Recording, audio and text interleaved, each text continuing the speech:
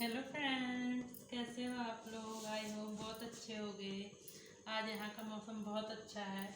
नाश्ते में हम पकौड़ी बनाए थे, अब हम सत्तू का पूड़ी बना रहे हैं खाने में। सत्तू का पूड़ी, खीर, मीठी चटनी, मिर्चवानी, मेरी सासू माँ का फेवरेट। वे ऐसे ही चटक मटक खाना चाहती हैं। हमारे चैनल को लाइक कीजिए, सब्सक्राइब कीजिए। ये डेली ब्लॉग का चैनल है। और कमेंट करते रहिए। कमेंट करते रहिए।